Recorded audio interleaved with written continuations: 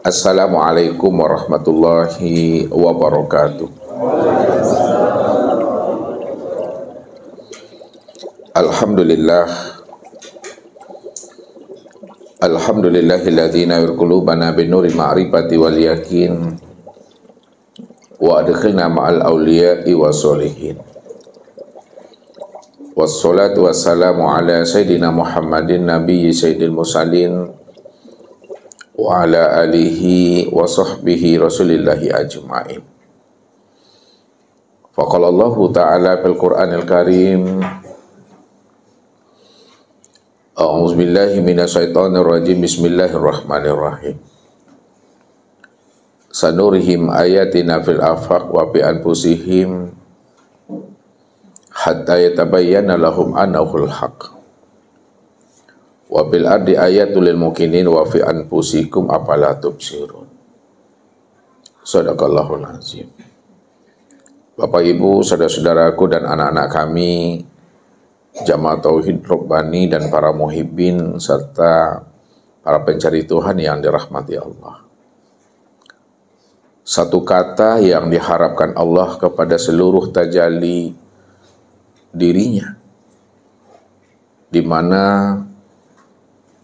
seluruh tajalli dirinya itu bagaimana kita mampu memurnikan keesaan wujud Allah yang tunggal semata-mata pada segala yang ada ini. Itu artinya jangan sampai terpandang, sampai terlihat ada sesuatu selain daripada diri Allah. Maka satu kata yang diharapkan Allah itu kepada seluruh tajalli dirinya itu, inilah yang dikatakan Allah, Qul huwallahu ahad. Katakanlah hai Muhammad bahwa sesungguhnya aku itu adalah ahad. Kalau Allah telah menjelaskan kepada tajalli dirinya bahwa Allah itu adalah ahad, tunggal, satu-satunya, itu maknanya jangan sampai ada sesuatu yang lain yang wujud selain aku di dalam pandangan hatimu. Kalau ada sesuatu yang wujud, ada sesuatu yang lain di dalam hatimu selain daripada Allah, maka kamu telah menjadikan ada dua Tuhan di dalam hidup ini. Adanya dua Tuhan di dalam hidup itu artinya ketika kita memandang masih ada wujud yang lain selain daripada diri Allah. Sedangkan Allah menjelaskan kepada dirinya ya bahwa Allah itu adalah ahad, esa dan tunggal.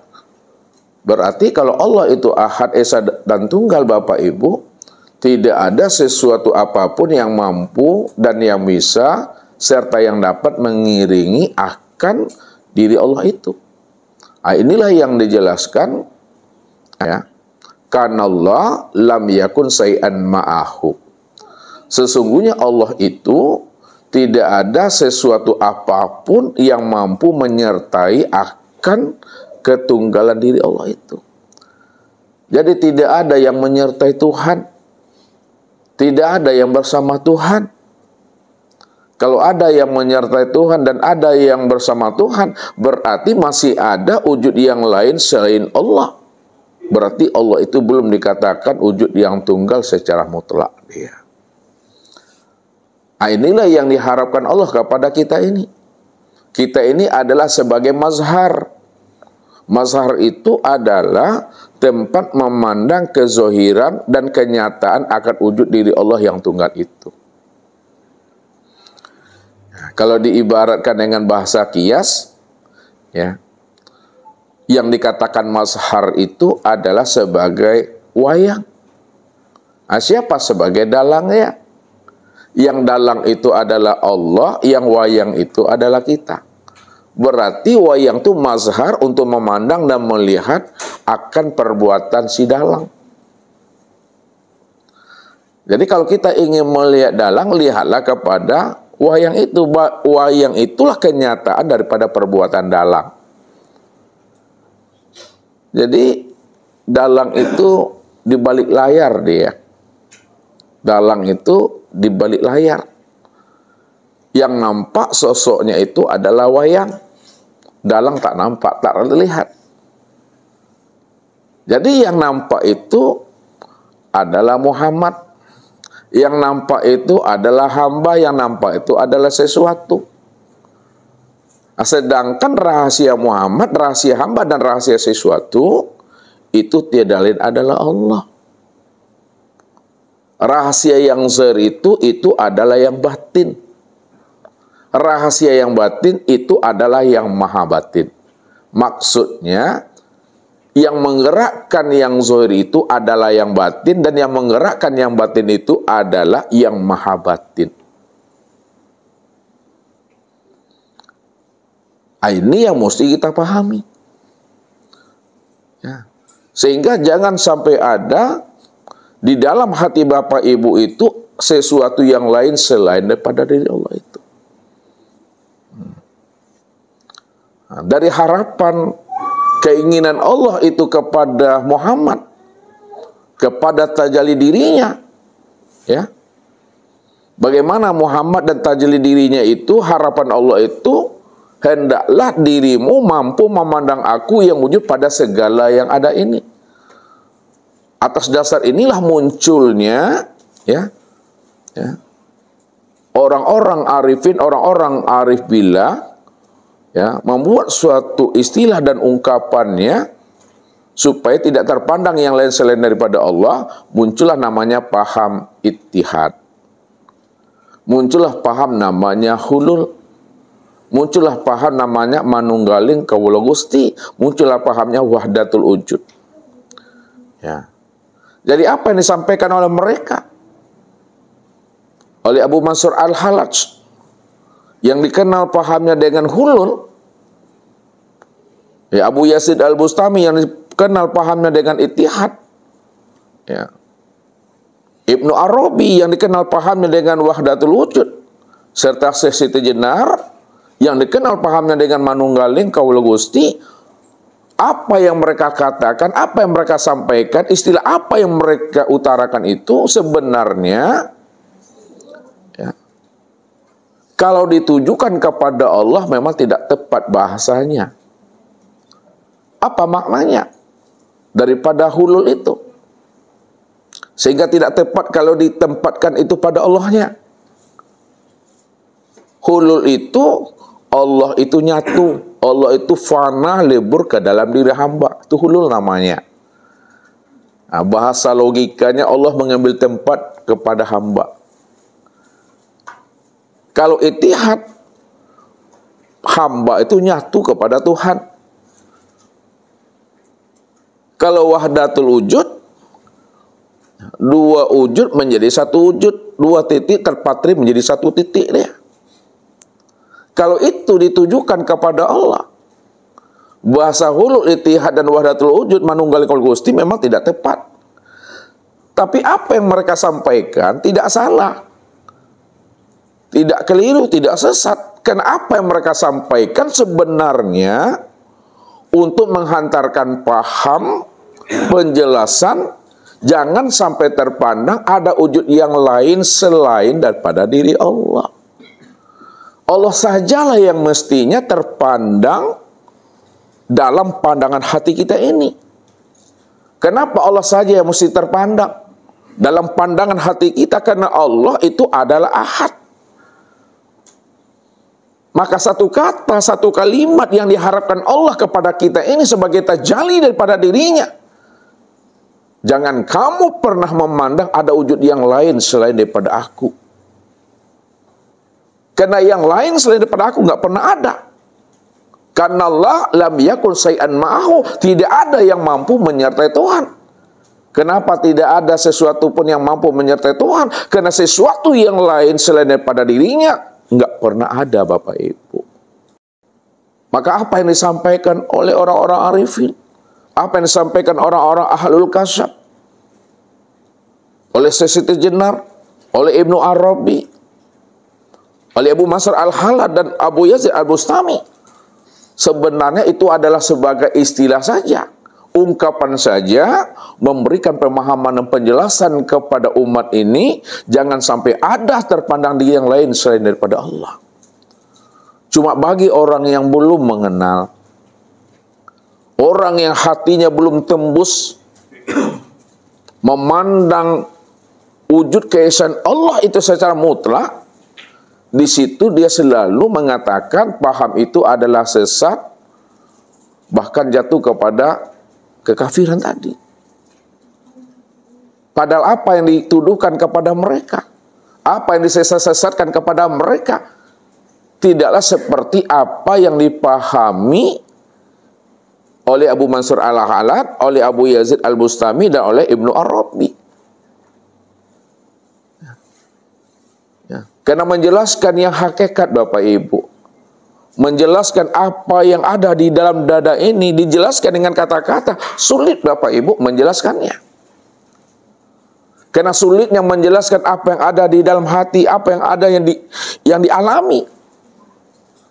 Maka disitulah dengan kerendahan hati, dengan ketawadukan kolbunya, ruhaninya, yang telah rindu dan bermahabbah dengan Allah, maka ketika itulah mereka mengeluarkan kalam. Apa kata mereka? Ma yakhruju baina syafatain ilal isyrati wal iktibar. Apa yang keluar dari dua bibir ini, itu sebenarnya kata mereka menunjukkan suatu isyarat dan iktibar saja. Pahami kalam itu dengan kolbu, pahami kalam itu dengan rasa. Kalau kita memahami kalam itu dengan kolbu, dengan rasa, maka apa yang disampaikan mereka, kita mampu memahami makna yang sebenarnya, makna yang ditujunya sebenarnya untuk memberikan pemahaman dan pengertian. Jangan sampai terpandang ada diri yang lain selain daripada diri Allah itu. Tujuan mereka sebenarnya ingin memurnikan Allah, mentauhidkan Allah, mengesahkan Allah, bahwa Allah itulah dikatakan wujud yang mutlak, wujud yang hakiki, sehingga tidak ada pembanding selain daripada dirinya itu. Maka inilah yang dihantarkan oleh Syekh Siti Jenar kepada seorang murid Maulana Malik Ibrahim. Apa kata Syekh Maulana Malik Ibrahim kepada santrinya? Wahai santriku, ya, tolong sampaikan ya kepada Tuan Guru Syekh Siti Jenar, sampaikan berita ini bahwa aku ingin berkata dengan dirinya, ingin bertemu dan bersuah dengan dirinya. Suruh beliau datang menghadap aku sekarang ini juga.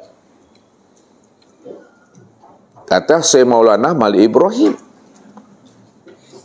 kepada santrinya, baik Tuan Guru, kata muridnya. Lalu datanglah santrinya Bapak Ibu menemui Syekh Siti Jenar. Wahai Tuan Guru Syekh Siti Jenar, dirimu dipanggil oleh Maulana Malik Ibrahim ya sekarang juga. Apa kata beliau? Wahai santri, Syekh Siti Jenar tidak ada, yang ada Syekh Lema Abang. Maka bingunglah santri tadi. Oh gitu ya wahai Tuan Guru, iya. Terus begitu saya akan kembali menemui guru saya. Disampaikanlah kembali, wahai Tuan Guru, pesanmu telah aku sampaikan kepada Tuan Guru Syekh Siti Jenar. Kata beliau, Syekh Siti Jenar nggak ada guru, yang ada Syekh Lema Abang.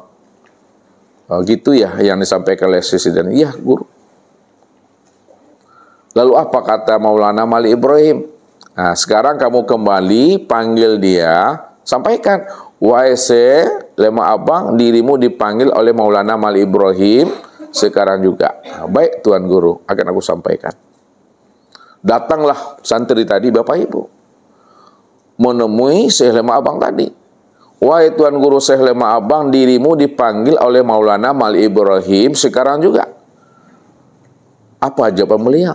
Wahai santri, sesungguhnya Syekh Lema Abang tidak ada.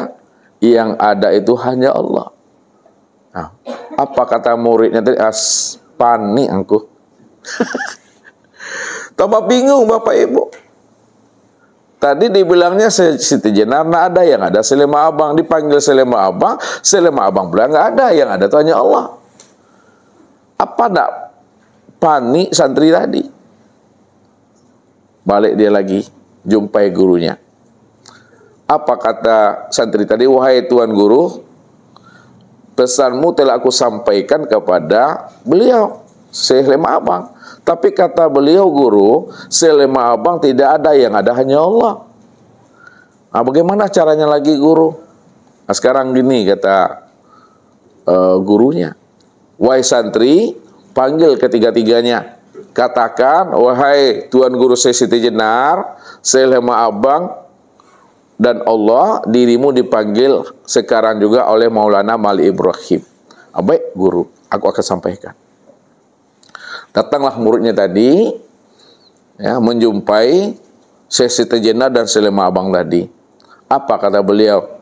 Wahai Tuan Guru Siti Jenar, Tuan Guru Selema Abang, dan Allah, dirimu dipanggil juga oleh Syekh Maulana Mali Ibrahim sekarang juga. Maka barulah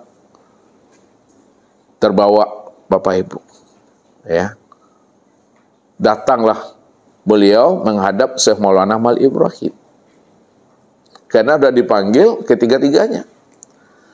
Lalu yang menjadi pertanyaannya, yang menjadi persoalannya bagi diri kita malam hari ini Bapak Ibu, apakah ketika Siti Jenar, Selema Abang mengatakan dirinya adalah Allah kepada santri tadi, apakah beliau mengaku kepada santri dirinya Allah dan jadi Allah?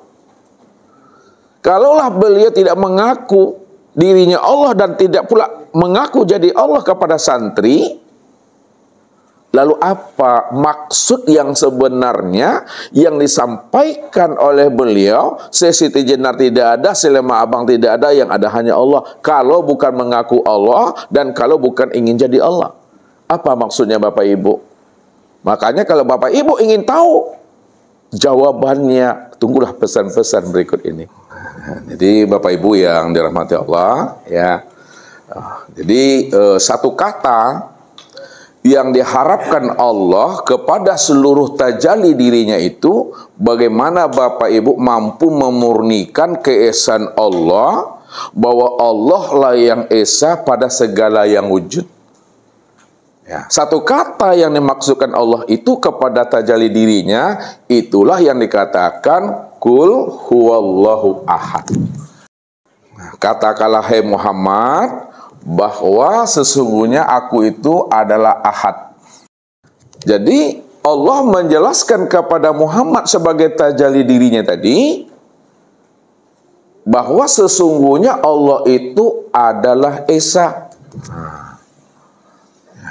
Ahad itu adalah esa. Esa itu maksudnya tunggal. Tunggal itu maksudnya tiada berbilang. Tiada berbilang itu maksudnya hanya dia satu-satunya. Nah, hanya dia satu-satunya itu maksudnya tiada diri yang lain selain dirinya.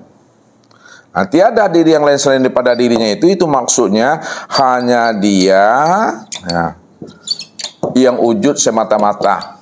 Nah, yang wujud semata-mata itu maksudnya dialah yang mutlak. Nah, dia yang katakan wujud yang mutlak itu. Ini yang diharapkan Allah, satu kalimat kepada kita, murnikanlah keesaan Allah itu, bahwa Allah lah yang tunggal pada segala yang wujud. Allah lah yang ada dari segala sesuatu ini.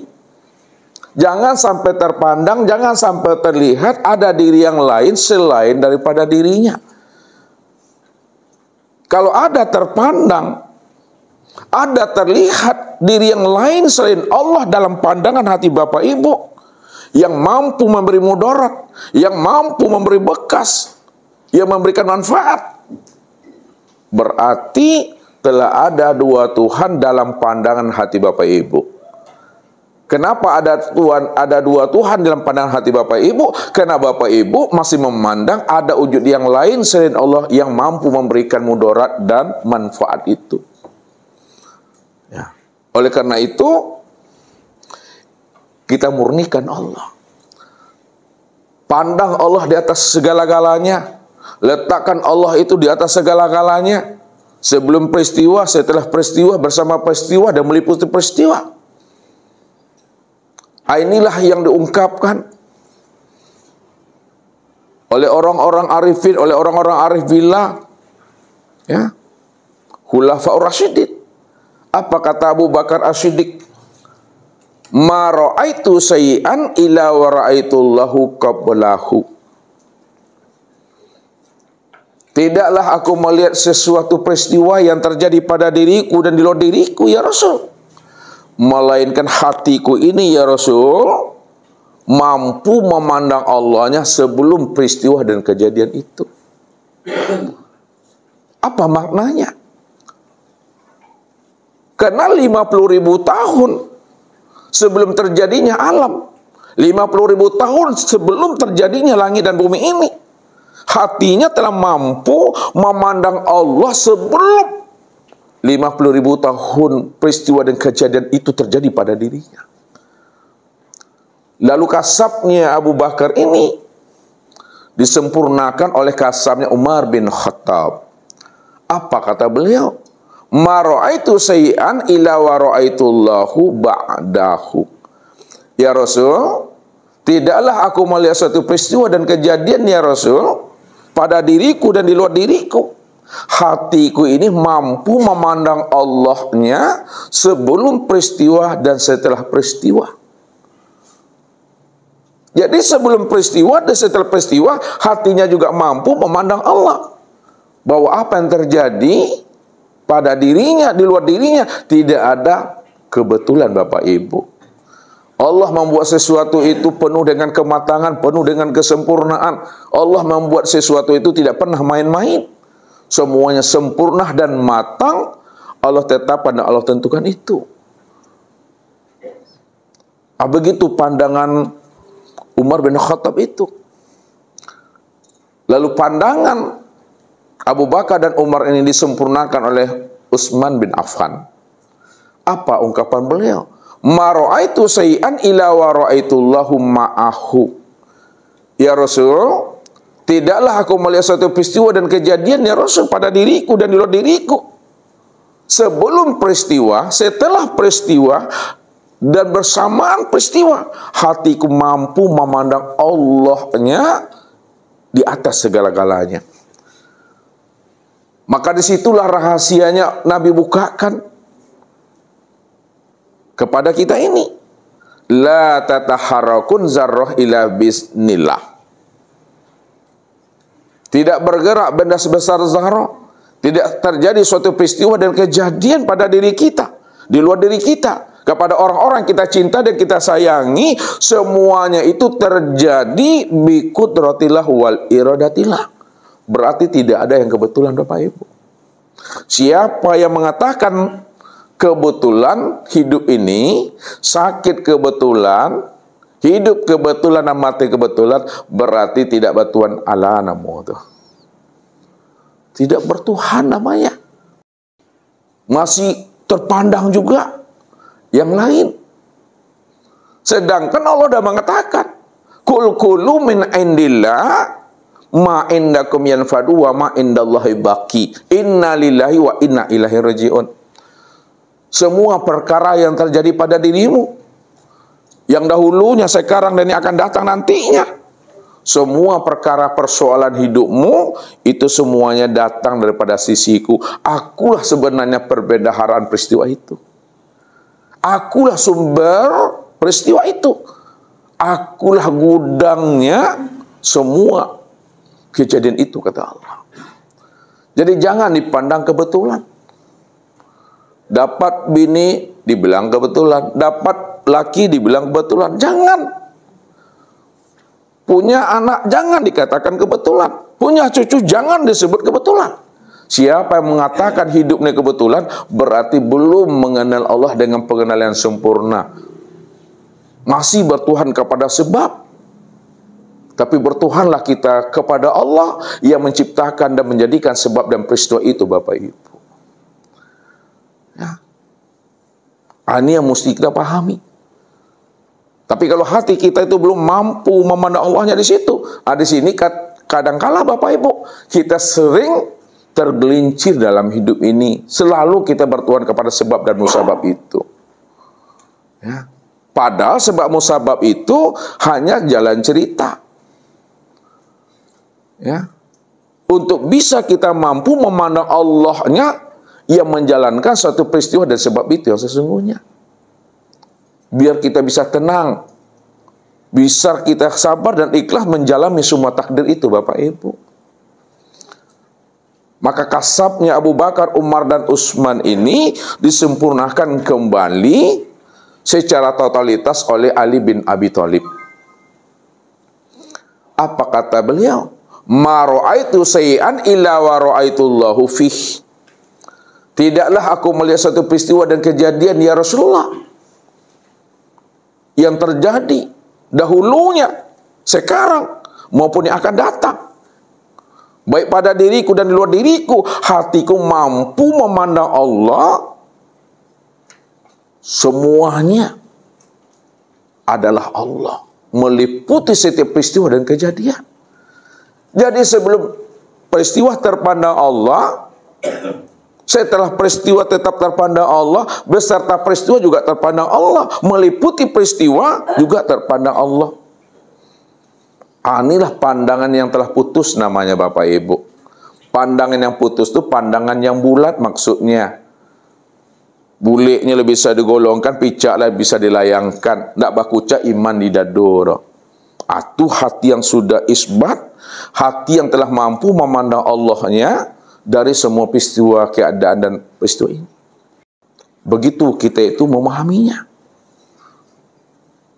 Maka supaya hati kita itu mampu memandang Allah, supaya kita tidak bertuhan kepada yang lain lagi selain daripada dirinya, hanya Allah saja yang wujud semata-mata.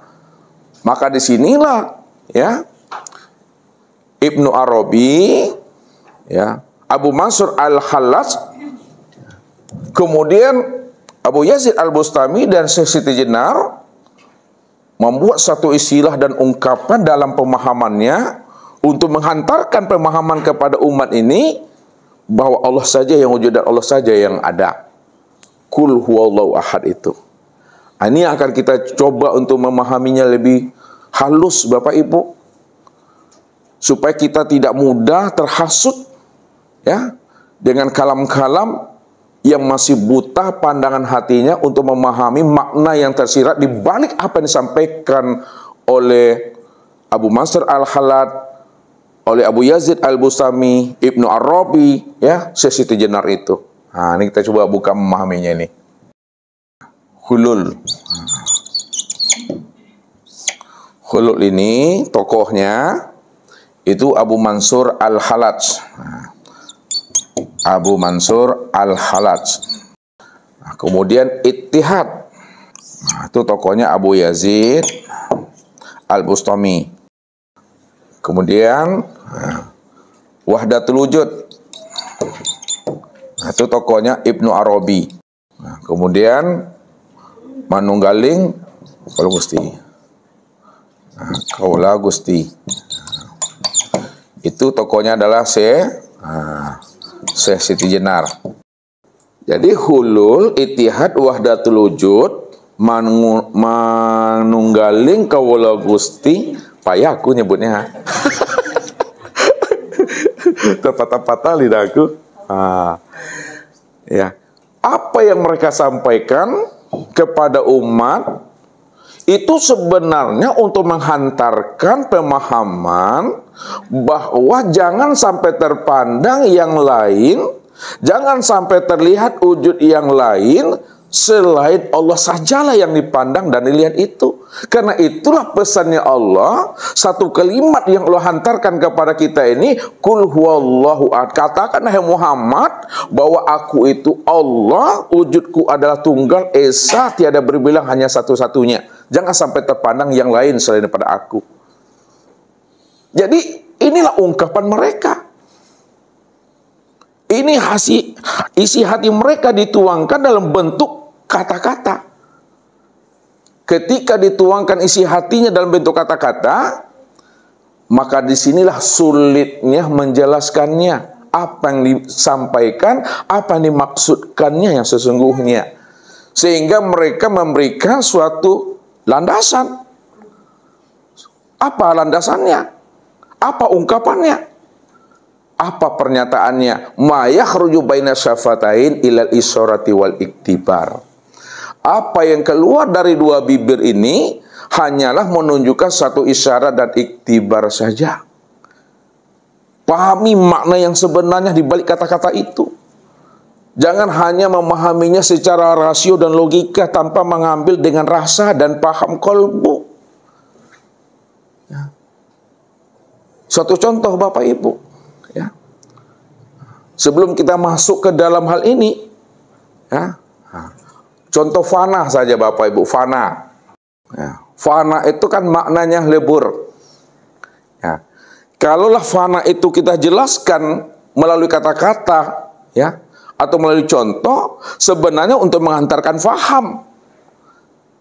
Maka dituangkannya dalam bentuk contoh, ya. Nah, lihat, ini baskom. Kayak gini baskom tuh Pak dibuatnya. Ya, jadi karena Ustadz yang buat, ya inilah baskom nih namanya nih. Ini baskom nih. Ini ya baskom. Ya, batu kasawal di ladang kayak. Ya, baskom. Nah. Diisi air. Nah, diisi air Bapak Ibu. Lalu setelah diisi air, masukkan batu es ke dalamnya. Batu es. Setelah dimasukkan batu es ke dalamnya, tunggu 1 jam. Ya, maka es ini larut dan lebur ke dalam air. Nah, setelah batu es itu larut, lebur ke dalam air tadi, pertanyaannya, mana yang batu es, mana yang air? Sulit Bapak Ibu untuk menjelaskannya. Maksud fana itu, apakah seperti contoh yang dibuatnya ini? Tidak Bapak Ibu. Ini hanyalah suatu isyarat dan iktibar yang mesti kita pahami dengan rasa. Kalau ini yang diberikan contoh yang sebenarnya tentang Allah, tentu tidak tepat Bapak Ibu. Ya, Allah, ini Allah. Ya. Nah, fana dia kepada hamba, kayak batu es nih. Hamba panah pula ke dalam Allah itu. Allah lebur, sirnah, lenyap ke dalam diri hamba. Hamba, sirnah, lebur pula ke dalam diri Allah. Kalau seperti ini yang dipahami makna fana, iya keliru sangi itu Bapak Ibu. Keliru sangi itu. Jadi apa yang dia buat, apa yang dicontohkannya, bukanlah seperti yang kita pahami.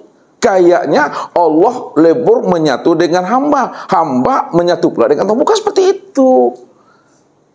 Maka kalimat-kalimat yang mereka sampaikan ini jangan dipahami ya seperti hulul ini, bahasa isyaratnya ya. Hulul itu Allah lebur, lenyap, menyatu dengan hamba. Tulul namanya. Kalau itihad, hamba ya, menyatu dengan Allah. Wahdatul wujud, dua wujud menjadi satu wujud. Nah, dia wujud menjadi satu wujud dia Bapak Ibu. Sama juga dengan manunggaling qaulul Gusti tadi.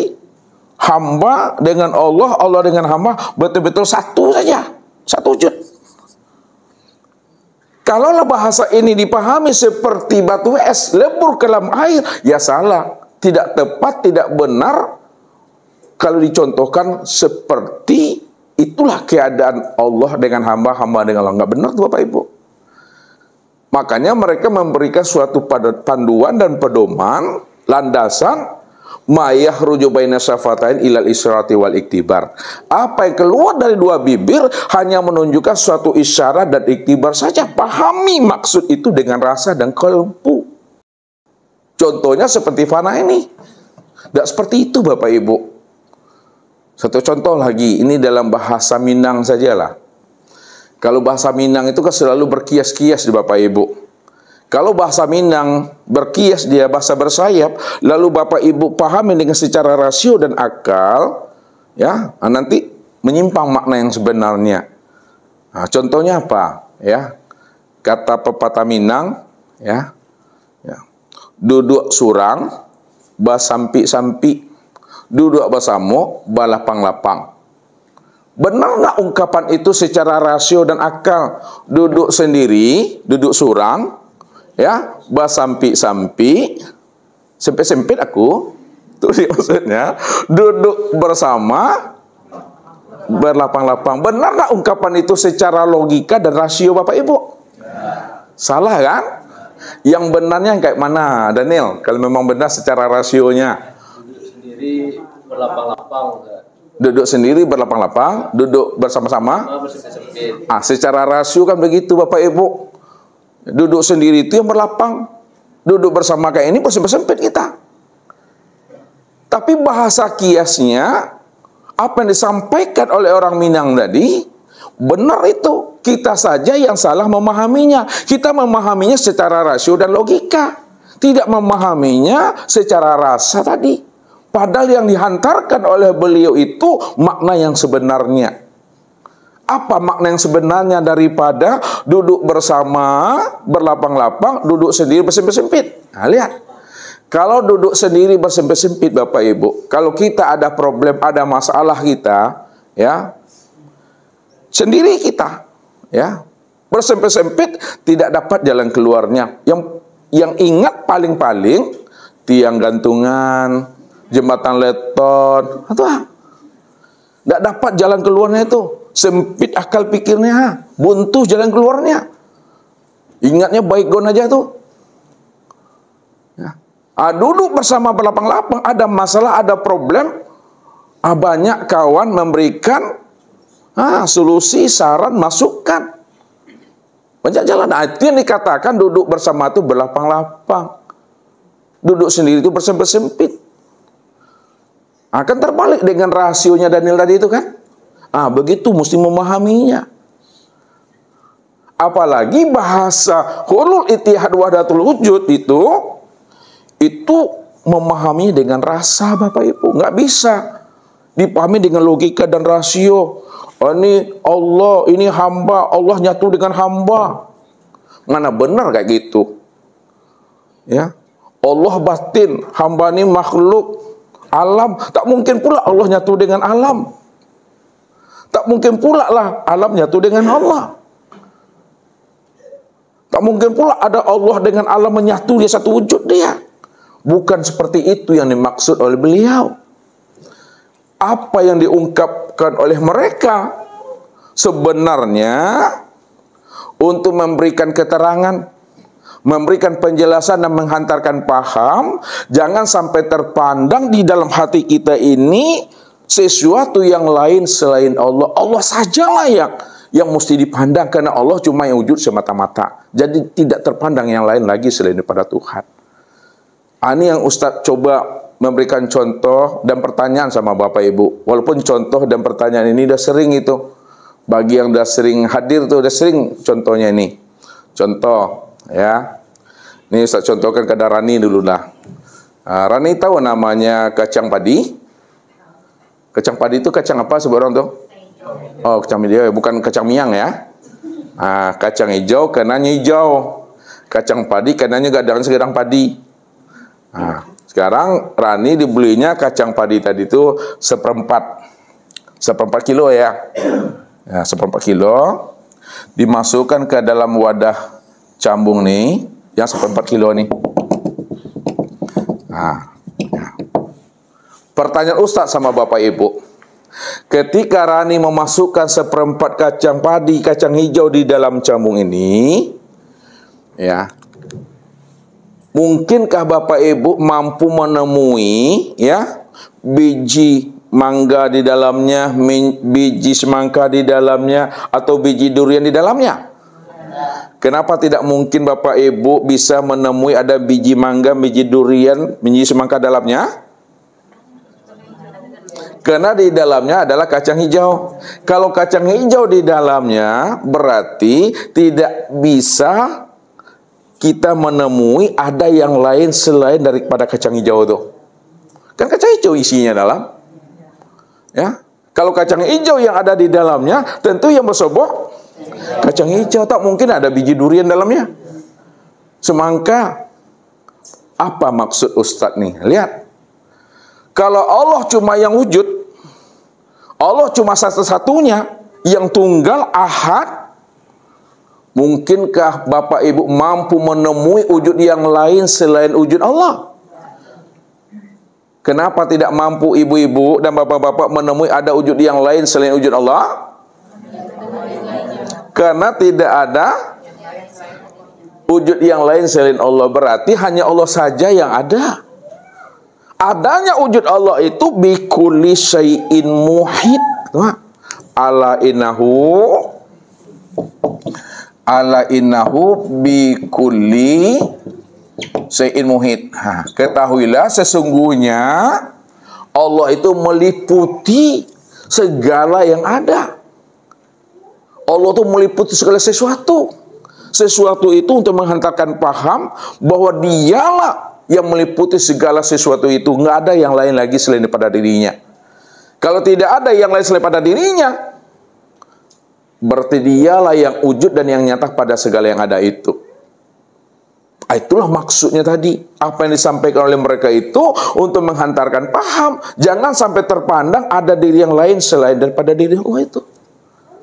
Kalau terpandang ada diri yang lain selain daripada diri Allah, ada dua Tuhan di situ. Ada dua wujud di situ. Ini yang disebut pandangan yang sudah ahad, pandangan yang sudah muwahhid, pandangan yang sudah putus, memandang Allah di atas segala-galanya. Sehingga tidak ada lagi yang menyertai Tuhan. Mungkinkah ada yang lain menyertai Tuhan? Tidak mungkin. Kenapa tidak mungkin? Karena yang lain tidak pernah ada, yang ada hanya Allah saja. Ini makna yang sebenarnya. Supaya pandangan kita itu pandangan yang putus, pandangan yang kasar. Jangan kita sampai berdosa gara-gara masih memandang ada wujud yang lain selain pada diri Allah itu. Kalau terpandang wujud yang lain selain daripada diri Allah, maka itu yang disebut namanya dengan awaba itu. Awaba. Ya. Awaba itu masih ada diri yang lain selain diri Allah itu. Awaba namanya dosa itu. Ini yang disebut namanya syirik. Wujuduka zanbun, adanya pengakuan dirimu yang merasa ada selain daripada Allah. Situlah dosa awaba itu. Syirik itu yang sebenar-benarnya Bapak Ibu. Maka hendaklah kita tadi selalu kita fanakan, kita karamkan akan diri kita ini. Kalau kita dah karamkan diri kita, ini yang Ustaz maksud. Hidup dalam kematian, mati di dalam kehidupan. Apa maknanya hidup dalam kematian? Bapak Ibu hidup, tapi hidupnya Bapak Ibu tuh dalam kematian, itulah diri yang la haula wala quwata illa billah itu. Tidak ada kesadaran diri lagi di situ yang merasa wujud dan bersifat. Itu yang katakan hidup dalam kematian. Bahasa Nabi, mutu qabla anta mutu. Kata Allah apa? Bila engkau adalah engkau, maka engkau tak kenal aku. Bila engkau bukanlah engkau, pasti engkau kenal akan aku. Jadi kalau kita ingin melihat dan menyaksikan Allah selalu, hilangkanlah kesadaran diri yang merasa wujud dan bersifat itu. Itu maksudnya. Kalau Allah yang wujud, maka terlihatlah akan dirinya. Disitulah munculnya satu kaidah, kullu maujudun yasihu an yura. Setiap yang wujud itu sah untuk bisa dilihat. Itu kaidah yang menjelaskan. Makanya orang-orang arifin itu membuat suatu kaidah rumusan itu. Kullu maujudun yasihu an yura. Setiap yang wujud sah untuk bisa dilihat. Contoh. Ini apa namanya Bapak Ibu? Ini wujud nih. Kalau ini wujud, bisa nggak Bapak Ibu lihat nih? Itu dia. Karena ini spidol ini wujud, ada, maka adanya spidol ini bisa dilihat. Kalaulah spidol ini wujud, ya, ada, namun tidak terpandang oleh seseorang, padahal dia wujud di muka dia, tak terpandang oleh seseorang, apa namanya itu boleh? Itu yang mutusannya itu. Allah wujud, Allah tunggal, dia semata-mata. Dialah segala yang ada dan segala yang ada. Itulah wujud nyata dirinya. Lalu ada juga yang tak mampu memandang akan wujud nyatanya dirinya. Apa namanya itu Pak Andre? Itu yang putusannya itu. Makanya orang-orang arifin seperti Abu Mansur Al-Hal ini menghantarkan pemahaman bahwa pandangan itu benar-benar pandangan yang ahad itu. Pandangannya wujudiyah. Pandangannya wujud. Hanya Allah saja yang terpandang. Tidak ada yang lain selain daripada dirinya itu. Ini yang kita lepas daripada dosa itu. Maka latihlah hati kita ini untuk menafikan sesuatu selain daripada Allah. Sehingga yang terpandang itu Allah sajalah pada diri dan di luar diri. Bagaimana cara memfanakan diri kita ini sehingga yang terpandang itu hanya Allah. Yang terpandang itu hanya ahad itu saja. Disinilah kita disuruh memfanakan diri. Fanakan diri. Bagaimana cara memfanakan diri? Ya, kata Nabi, ya, man arafa nafsahu bil fana'i faqad arafa rabbahu bil baqa'i. Man arafa nafsahu bil mauti faqad arafa nafsahu bil hayati. Siapa yang kenal, lihat, man arafa nafsahu bil fana'i faqad arafa rabbahu bil baqa'i. Man arafa nafsahu bil mauti faqad arafa rabbahu bil hayati. Siapa yang mengenal dirinya itu fana, maka disitulah dia mengenal Tuhan itulah yang baqa. Siapa yang mengenal dirinya bahwa dirinya itu mati, maka disitulah dia mengenal bahwa Tuhannya itulah yang hidup. Jadi bagaimana cara memfanakannya? Tilik di dalam hati selalu, ditilik ke dalam. Yang diri Bapak Ibu itu ada tubuh, ada hati, ada ruh, dan ada sir. Ya, jadi caranya fanakan tubuh pada hati. Apa arti fana itu, Bapak Ibu? Lenyapkan. Bahasa lainnya apa lagi? Hilangkan, lenyapkan, hapuskan, hancurkan, karamkan, matikan, sirnahkan, luluh lantakkan. Nggak, fana luluh lantakkan. Hancurkan, karamkan, ya, tubuhmu pada hati. Maka nyatalah, tampaklah hati itu yang berbuat. Itu maksudnya. Fanakan, hancurkan, hapuskan hatimu pada ruh, maka tampaklah ruh itu yang berbuat. Fanakan, hapuskan, hancurkan ruhmu pada sir, maka tampaklah sir yang berbuat. Ini namanya fana. Fanakan sir ke dalam zat, maka tampaklah zat yang berbuat. Sesungguhnya, kalaulah pandangan hati Bapak Ibu sudah terpandang kepada zat, ya, sebagai wujud yang hakiki, wujud yang mutlak, Maka apa yang diperbuat oleh anggota tubuh ini, memandang, mendengar, berkata, mengetahui, berkuasa, berkehendak dan hidup, berjalan, bergerak dan diam, itu sebenarnya nyatanya perbuatan zat. Dia. Wallahu khalaqakum wa ma ta'malun. Nih. Wallahu khalaqakum wa ma ta'malun. Allah lah yang menciptakan kamu dan apa-apa yang kamu perbuat. Jadi apa yang kita perbuat, itulah nyatanya perbuatan zat yang bernama Allah itu. Jadi sebesar zarah, tidak ada perbuatan dan kelakuan kita di situ. Ma indakum yanfadu. Apa yang ada di sisimu itu nggak pernah ada. Ma khalallahu fahuwal batil. Apa selain daripada Allah itu batil, nggak pernah ada. Kosong, nggak pernah ada itu. Nah, jadi jangan diadakan selain daripada Allah. Allah sajalah yang ada di dalam hati kita ini. Pandangan inilah yang disebut namanya pandangan yang sudah muwahhid itu. Pandangan yang sudah ahad. Inilah maksudnya apa yang disampaikan oleh Abu Mansur Al-Halad tadi, Abu Yazid Al-Bustami, Ibnu Arabi dan Syekh Jenar itu untuk memandang zat ini, Bapak Ibu, sehingga hapus yang lain.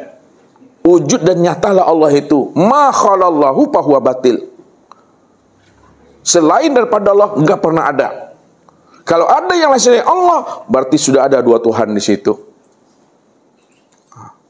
Maka ini yang mesti dikaramkan batin kita selalu.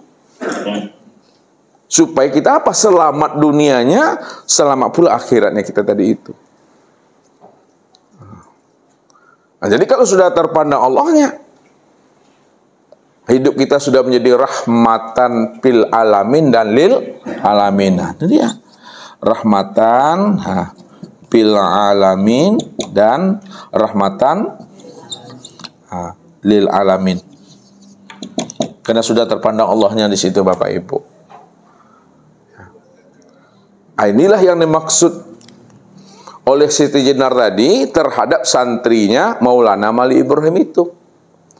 Ya. Jadi apa yang dikatakan oleh Siti Jenar, apa yang dikatakan oleh Syekh Lema Abang kepada santrinya Maulana Mali Ibrahim, bukan dia mengaku kepada murid tadi Allah. Bukan dia ingin menjadi Allah. Enggak pernah. Tak ada kalimat itu menghantarkan pemahaman dia mengaku Allah dan dia jadi Allah. Kalimat yang dikeluarkan oleh Siti Jenar, Selema Abang, ya, Siti Jenar tidak ada, Selema Abang tidak ada, yang ada hanya Allah. Bukan dia mengaku Allah, bukan dia ingin jadi Allah. Apa yang disampaikannya itu memberikan pemahaman kepada santri tadi, wahai santri, pahami oleh dirimu bahwa Siti Jenar, Selema Abang, dirimu nggak pernah ada, yang ada itu hanya Allah. Kalau Allah yang ada, lalu siapa diri santri itu? Siapa diri Siti Jenar itu? Siapa diri Selema Abang itu? Itulah yang dikatakan mazhar. Ini yang disebut namanya mazhar. Mazhar itu, itulah kenyataan untuk memandang wujud nyatanya rupa akan diri Allah itu yang sebenar-benarnya. Ya. Atau cermin saja, atau bayang-bayang saja untuk melihat nyatanya akan rupa diri Allah. Jadi rupanya banyak, wajahnya banyak, bentuknya banyak, namun dirinya tetap ahad. Nah, sekarang Ustaz mau minta contoh kepada Pak Haji Zainuddin. Ini alam itu, Hah? alam. Bagaimana alam tuh? Sesuai dengan kata Pak Ustaz, pandangan itu nampak yang banyak. Ya bagaimana contohnya coba? Ini alam ini. Bagaimana alamnya? Alam ini itu banyak nih. Sesuatu itu banyak. Yang ada cuma satu. Allah. Contoh konkretnya yang gimana? Biar jelas bahwa ibu-ibu nih. Ya lihat. Jadi rupanya banyak, bentuknya banyak, wajahnya banyak, sifatnya banyak, namun dirinya hanya satu saja. Ini contoh yang sudah sering Ustaz sampaikan sama Bapak Ibu itu kan. Contohnya ya kapas. Kapas ini adalah sebagai zat. Nah, lihat kapas ini sebagai zat nih. Zat sendirinya. Ya, lalu kapas ini berubah bentuk dia, berganti wajah dia menjadi benang. Benang menjadi kain. Kain menjadi baju. Nah, kain menjadi celana. Kain menjadi apa lagi? Sarung. Lihat. Pertanyaannya sama ibu-ibu. Ketika ibu-ibu ya memandang sarung, memandang baju, memandang celana, memandang kain, memandang benang, apa yang terpandang pada benang, kain, baju, celana, dan sarung? Yang terpandang itu kapas. Ya, kalau yang terpandang itu kapas pada benang, kain, baju, celana, dan sarung, maka sesungguhnya benang, kain, baju, celana, dan sarung itu inilah yang disebut namanya dengan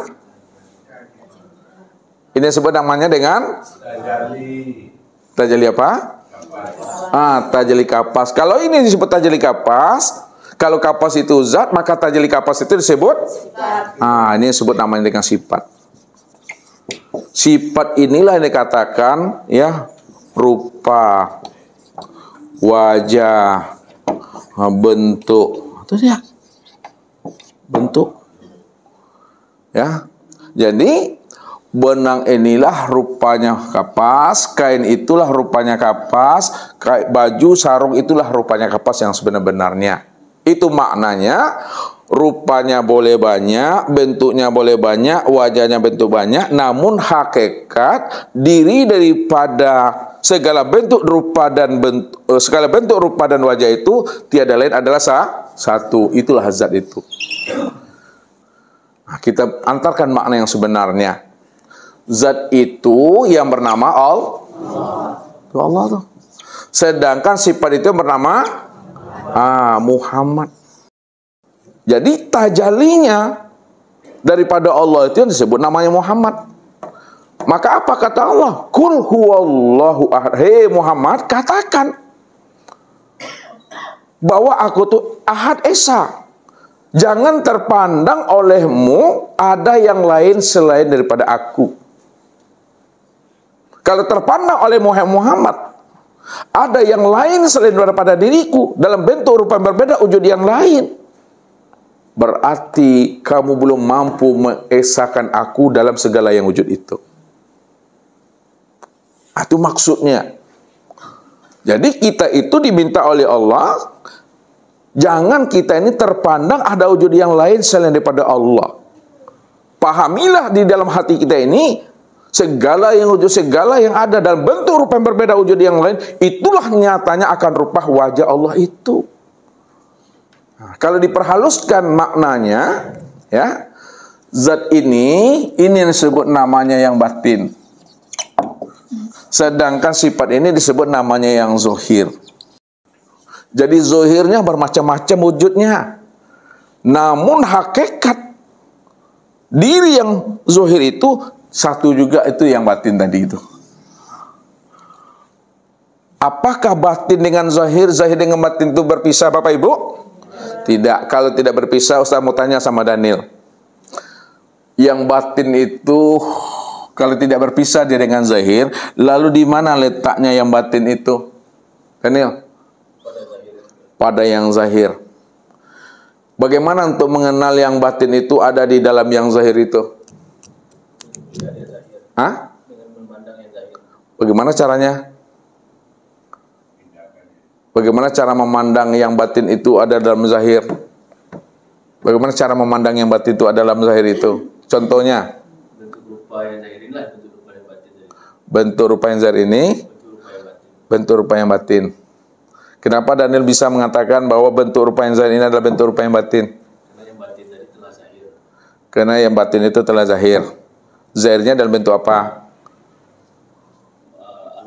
Bentuk alam. Bahwa alam itu adalah bentuk yang batin. Kalau alam itu bentuk yang batin, maka sesungguhnya alam itu alam batin. contoh yang lebih mudah dipahami dan dimengerti. Coba Bapak, bahwa memandang yang batin itu di dalam yang zahir. Bagaimana contoh konkretnya? Kalau tadi bahasanya umum agak payah Bapak Ibu memahaminya. Bahwa yang batin itu ada di dalam yang zahir. Contohnya tubuh dengan ruh. Bahwa yang batin itu ada di dalam yang zahir. Contohnya bergeraknya tubuh akan ada ruh. Berarti ruh itu berada pada tubuh itu. Itu cara memandangnya.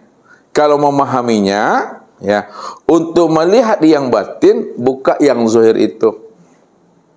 Kalau ada buka yang zahir, maka nampak yang batin itu. Contohnya, ya, buah mangga,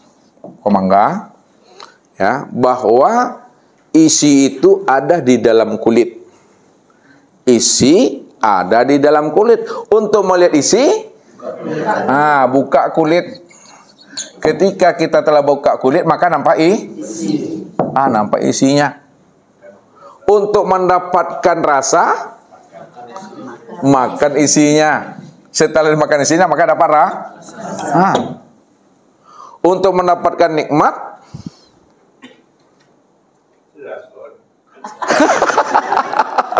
untuk mendapatkan nikmat, rasakanlah. Ya, rasa itu pada lisan kita. Disitulah kita bisa mendapatkan nikmat. Berarti nikmat itu adanya di mana? Nikmat itu ada pada rasa. Rasa itu pada apa? Pada isi. Isi itu di dalam kulit itu. Kemana arah makna yang sebenarnya ini? Lihat. Arah yang sebenarnya tadi, yang kulit inilah yang disebut nama dengan syariat. Itu maksudnya tuh. Isi itu disebut namanya tarikat. Rasa itu disebut namanya hakikat. Nikmat itu disebut ma'rifat itu. Maka pandangan kita, ya, mesti sampai kepada pandangan yang ahad itu. Kalau ibarat buah, mesti sampai dia kepada nikmat itu. Kalau ibarat ilmu, mesti sampai dia kepada ma'rifat. Makanya ilmu ma'rifat itu ilmu yang tertinggi. Tidak ada lagi ilmu yang tertinggi selain ma'rifat itu. Jadi ilmu ma'rifat itu bukan kata-kata ma'rifat. Ya, bukan katanya ma'rifat. Ma'rifat itu letaknya pada hati. Hati yang telah bersinar. Hati yang telah tembus. Hati yang telah mampu memandang Allah, bahwa Allah lah segala yang ada, dan segala yang ada itulah wujud nyatanya rupakan diri Allah itu. Ya. Sehingga tidak lagi terpandang yang lain selain daripada Allah. Mana mungkin ada yang lain selain Allah? Maka jangan disandingkan Allah dengan sesuatu yang tidak pernah ada. Jangan dibanding-bandingkan Allah dengan yang tidak pernah ada. Karena yang lain nggak pernah ada, Allah saja yang ada. Kalau Allah yang ada, yang lain tidak pernah ada, itu artinya tidak ada pembanding bagi diri Allah itu. Itulah maknanya laisa kamitslihi syai'un itu. Jangan diserupakan Allah dengan sesuatu yang tidak pernah ada. Mungkinkah Bapak Ibu bisa menyerupakan Allah dengan yang tidak pernah ada? Enggak. Kalau Allah cuma yang ada, yang tunggal itu maksudnya. Jadi sudah nyata Allah itu, sudah ahad Allah itu sudah jelas. Kalau sudah nyata Allah itu sudah ahad, sudah tunggal Bapak Ibu. Disitulah Nabi pesan kala lisanahu itu. Ini penguncinya. Man arafallah kala lisanahu. Siapa yang telah mengenal Allah, Allah itu betul-betul ahad. Tidak ada yang lain selain daripada dirinya. Tidak ada yang wujud selain daripada dirinya. Dia yang awal, akhir, zahir dan batin. Kala lisanahu. Keluh lidah. Apa maksudnya itu, Daniel? Apa? Tidak dapat lagi mengatakan Allah. Apa maksud tidak dapat lagi mengatakan Allah itu? Memang dia semata-mata. Yang memandang dia, yang dipandang juga dia. Ya, itu dia. Nggak ada lagi, memang dialah semuanya itu Bapak Ibu. Sudah jelas itu Bapak Ibu memandangnya itu. Ini yang diajarkan oleh orang-orang arifin tadi. Yang disampaikan oleh Abu Mas'ar Al-Halat. yang disampaikan oleh Abu Yazid Al-Bustami, ya, oleh Ibnu Arabi. Bahkan diuraikan lagi, dirincikan lagi pemahamannya supaya terpandang Allah di atas segala-galanya. Maka jalannya itu ada berapa, Pak Haji? Supaya terpandang Allah saja lagi, di samping paham wahdatul wujud, paham hulul dan itihad manunggalikul Gusti, di samping untuk mampu memandang Allah di atas segala-galanya, nggak ada yang lain selain hanya Allah. Maka untuk mengenalnya itu ada beberapa jalan. Untuk memandang Tuhan, untuk melihat Tuhan, Allah saja yang ada. Maka jalannya itu yang pertama mengenali asal usul diri. Ya. Mengenal asal usul diri. Tujuan kita mengenal asal usul diri itu supaya Allah saja yang terpandang. Itu maksudnya tuh. Apa bedanya dengan hulul? Apa bedanya dengan itihad? Apa bedanya dengan wahdatul wujud? Sama. Cuma cara penyampaiannya itu saja Bapak Ibu yang berbeda. Hakikat maksud sebenarnya apa yang dikaji, apa yang disampaikan itu supaya terpandang Allah. Karena inilah satu kata yang diharapkan Allah kepada kita. Jangan sampai terpandang yang lain selain daripada aku. Itu maksudnya mengenali asal usul diri. Yang kedua, matikan diri. Apa tujuan matikan diri, Daniel? Tujuan mematikan diri apa? Yang jelas-jelas ngomongnya. Tadi udah jelas-jelas ngomongnya, jangan dikaburkan. Nanti payah Ibu Liah pulang itu. Apa tujuan mematikan diri? Bantu Epa, bantu Rahmi, bantu Dewi. Ada Dewi? Bu Wi lah kalau tidak ada Dewi.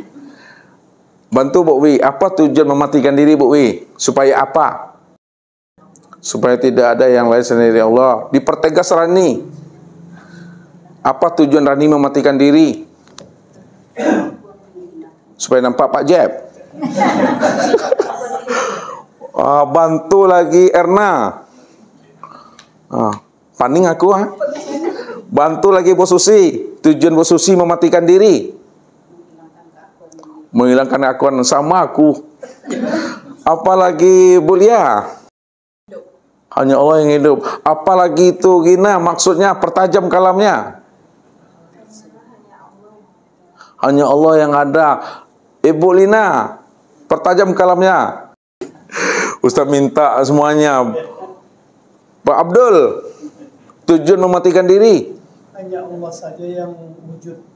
Hanya Allah saja yang wujud. Pertegas lagi. Siapa namanya ini? Hanya Allah semata-matanya Allah. Pak Azwar, apa tujuan mematikan diri? Sama dengan Bu Lia tuh. Nggak boleh ambil Bu Lia tuh. Pak Yos, bantu. Sama juga tuh. Pak, halo Pak Ganteng. Jauh pandang tuh. Bantu Pak Ip. Kenapa Pak mematikan diri? Apa tujuannya? Karena Allah jangan Bapak. hanya Allah yang wujud. Pak Andre. Pak Rifai.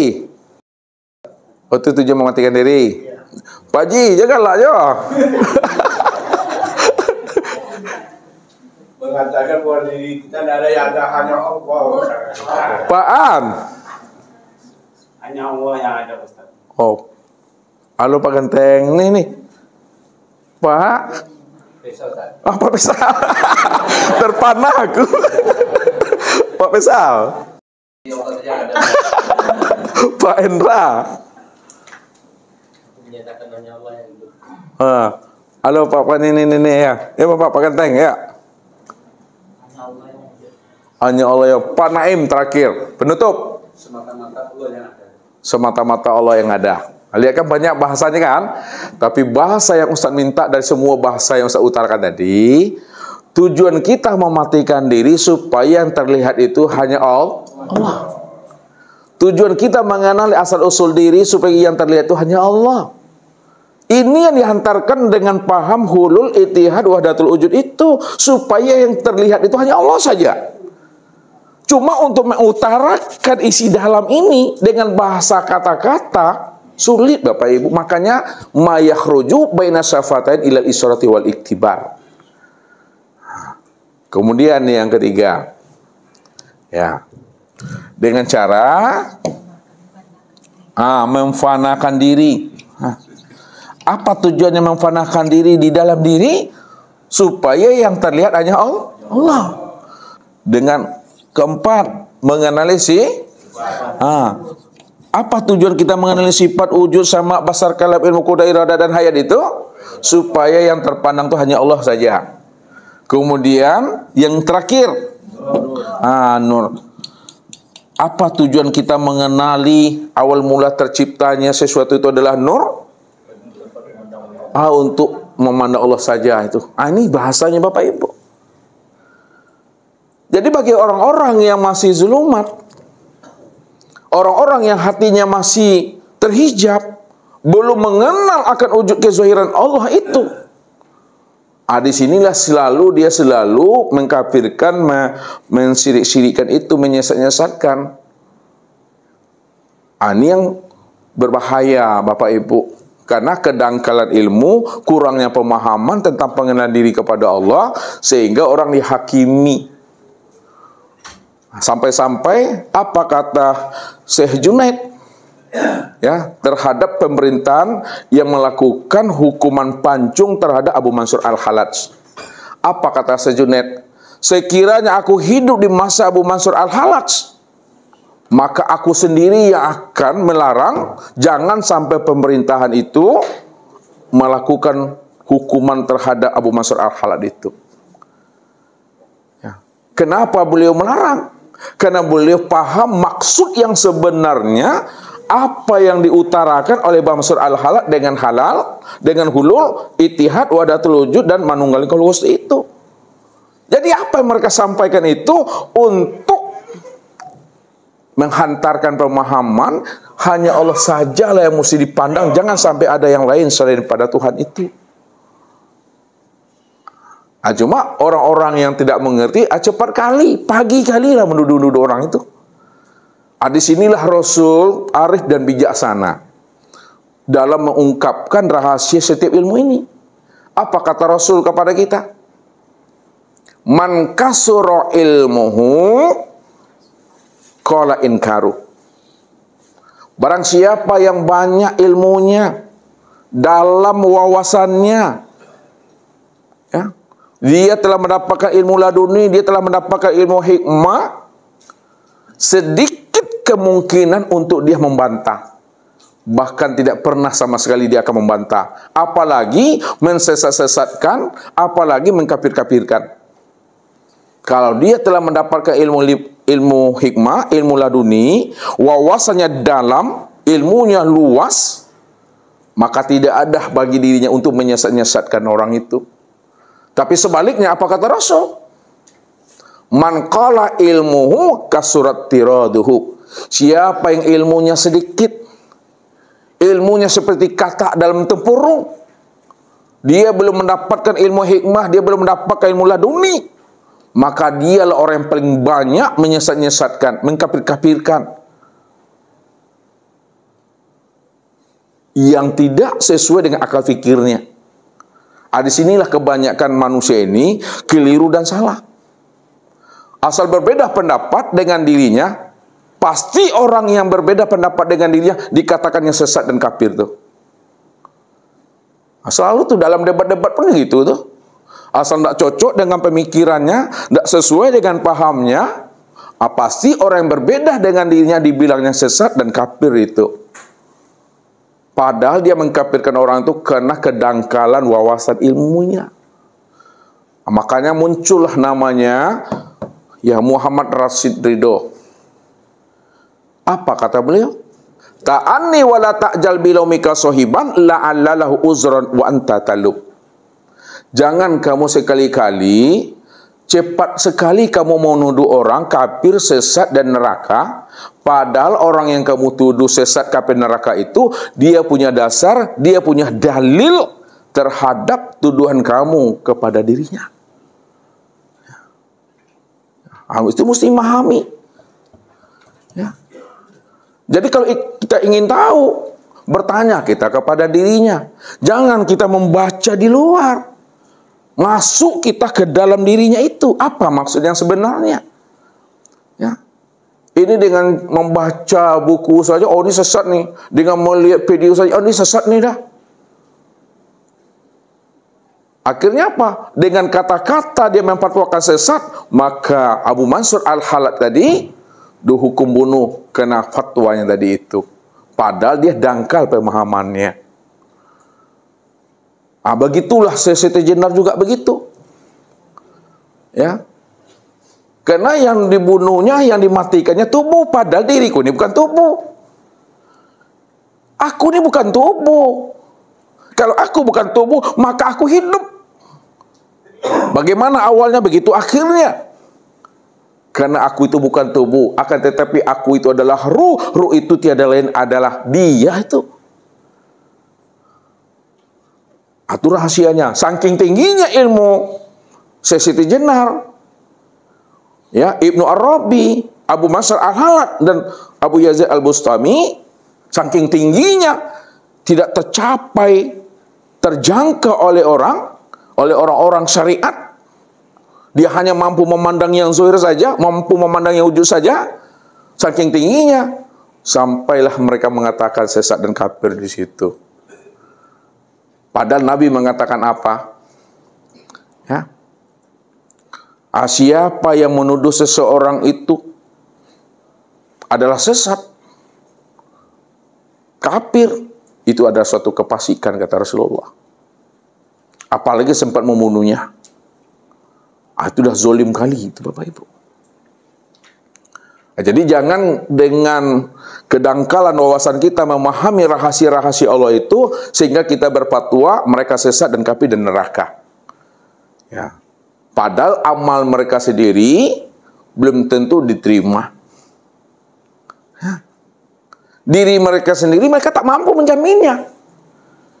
Tapi mereka mampu mensesatkan orang, mengkafirkan seseorang, dia aja yang selamat. Nah, itu yang berbahaya itu.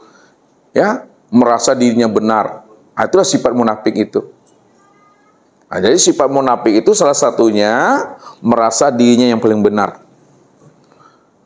Kenapa merasa diri yang paling benar? Ketika ilmunya sudah tinggi menurut dia,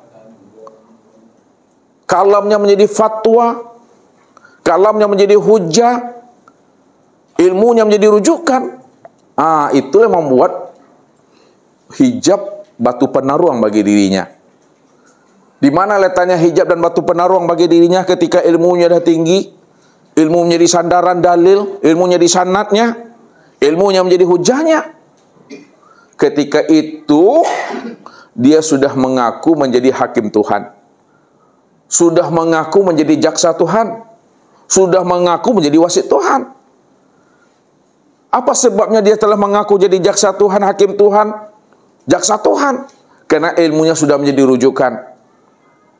Ya, ilmunya sudah bisa difatwakan, ilmunya sudah bersanad katanya.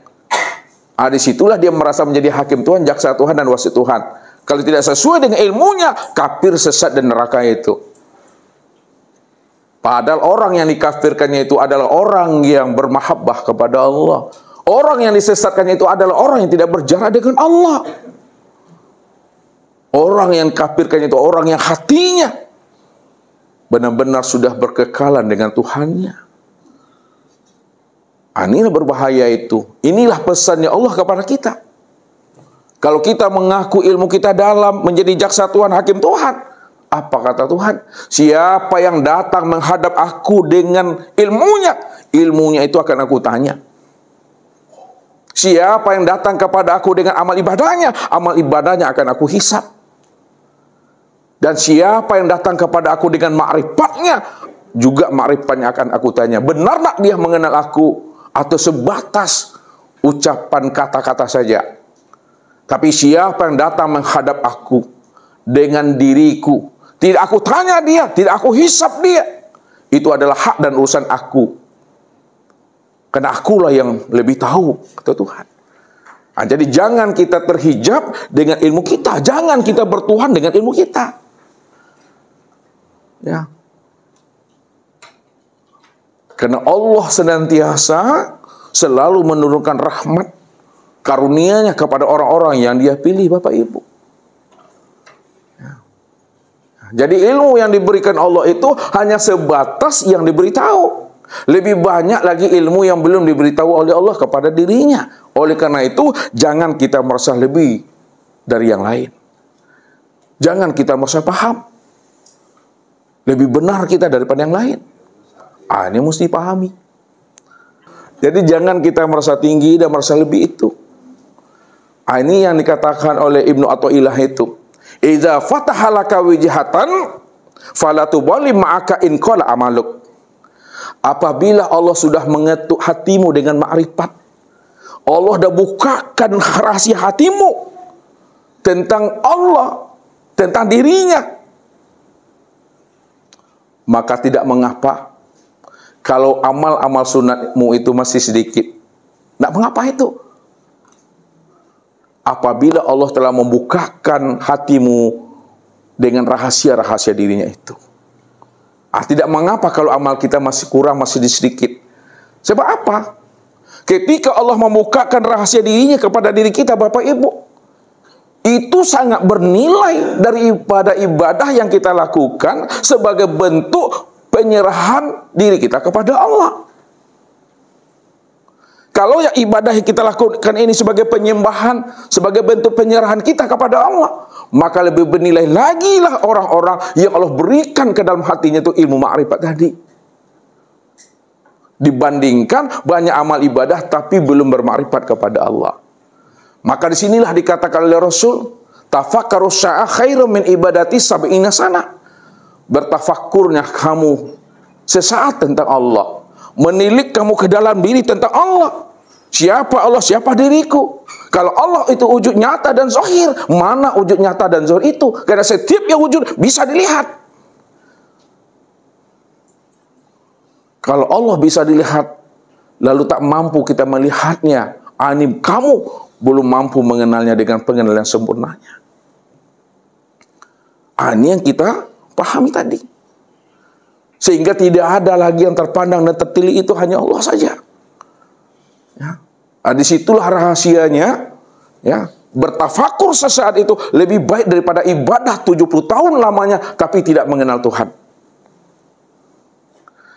Nah, apa maksud Ustadz? Kita lakukan sholat sunat selama 70 tahun lamanya, namun kita tidak mengenal Allah. Ya. Lebih baik walaupun kita tidak melakukan amal sunat 70 tahun, lebih baik lagi sesaat waktu yang kita gunakan untuk mengenal Tuhan itu lebih baik daripada ibadah 70 tahun tapi tidak mengenal Tuhan.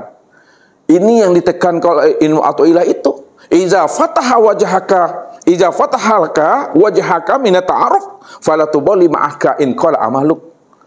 Kalau Allah sudah ketuk hatimu, Allah dah bukakan, Allah dah kenalkan rahasia dirinya kepada kita. Tak mengapalah, kata Tuhan, walaupun amal sunnahmu masih sedikit. Bukan Ustadz melarang Bapak Ibu, ya jangan salah nanti memahaminya. Bukan Ustadz melemahkan amaliyah Bapak Ibu. Ya. Karena amaliyah yang kita lakukan sebagai penyerahan, penyembahan kita kepada Allah, itu belum apa-apa jika Allah benar-benar membukakan rahasia dirinya kepada diri kita ini, daripada beramal tidak mengenal Tuhan itu. Itu maksud Ustadz itu. Bukan melemahkan amaliyah kita maksudnya, bukan begitu maksudnya. Kalau bahasa yang jelasnya, ya, beramal tiada berilmu, itu nggak ada aruhnya. Beramal tanpa berilmu tidak ada jiwanya. Beramal tanpa ilmu itu mati. Mana ruhnya ibadah, mana ruhnya amal? Ruhnya ibadah dan amal itulah pengenalan diri kepada Allah. Itu yang mesti dipahami. Sehingga tidak ada yang mesti kita sombongkan, tidak ada yang mesti kita ujubkan, apalagi beramal dalam rangka menuntut-nuntut Tuhan. Ya. Kalau kita beramal menuntut-nuntut Allah, apa kata Allah?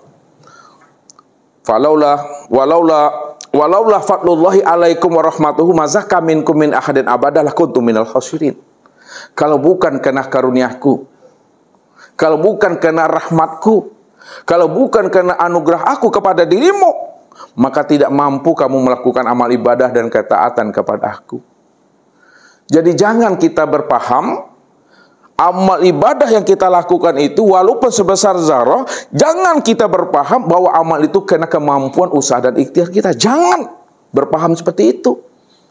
Sebesar zarah amal ibadah dan ketaatan yang Bapak Ibu lakukan bukan karena kemampuan Bapak Ibu, bukan karena usaha dan ikhtiar Bapak Ibu, akan tetapi seluruh amal ibadah yang kita lakukan itu sebenarnya semata-mata karena anugerah, kasih sayang dan pemberian Allah kepada kita yang dipilihnya tadi itu. Baru kita bermain rasio dan logika. Ini saya antarkan bermain rasio dan logika. Kalaulah sebesar zarah amal kebaikan yang keluar dari diri kita ini bukan karena usaha dan kemampuan kita, akan tetapi semata-mata karena karunia dan anugerah Allah kepada diri kita, pantaskah kita, layakkah kita menuntut Allah dengan amal ibadah yang kita lakukan? Tidak layak dan tidak pantas. Di mana tidak layak dan tidak pantasnya ibu-ibu kita tuntut Allah dengan amal kita? Bu, lihat dulu. Ajak berpikir dulu. Iya, sangat tidak pantas dan sangat tidak layak. Di mana letaknya sangat tidak pantas dan tidak layak? Karena sebesar zarah amal kita itu semata-mata karena pemberian Allah. Itu karena karunia-Nya, itu karena rahmat-Nya. Kalaulah semua amal kita itu karena karunia dan rahmat-Nya, salat kita karena karunia-Nya, puasa kita karena rahmat-Nya, zakat, haji kita semuanya bentuk kasih sayangnya, maka tidak pantas dan tidak layak dituntut Allah itu dengan amal-amal kita. Itu mesti dipahami. Sehingga kita beribadah itu tidak lagi berdagang. Kita beribadah itu tidak lagi bernegosiasi. Kita beribadah itu tidak lagi tawar-menawar, apalagi beribadah melakukan intervensi terhadap Tuhan. Haram betul itu Bapak Ibu. Dah salah cara kita bertuhan kepada Allah. Kita jadikan Allah sebagai Rabb kita, supaya Allah menjadi budak nafsu kita. Ini berbahaya.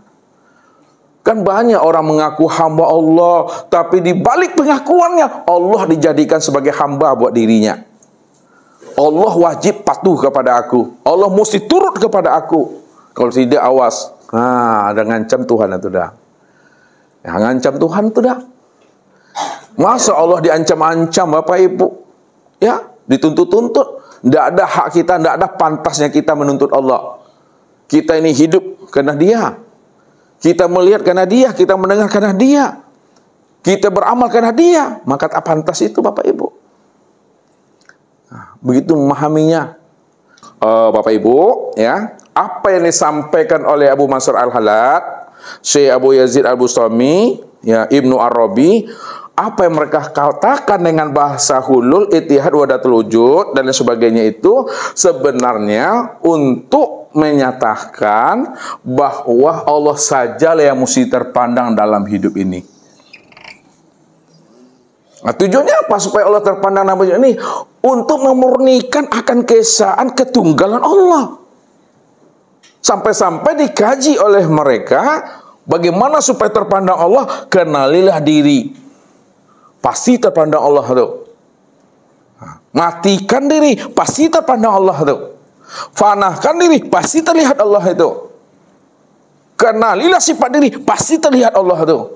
Kenalilah nur, awal mula kejadian itu, pasti terpandang Allah di situ. Karena Allah yang ahad dan tunggal itu Bapak Ibu, dah panik aku Itu saja Bapak Ibu yang dirahmati Allah.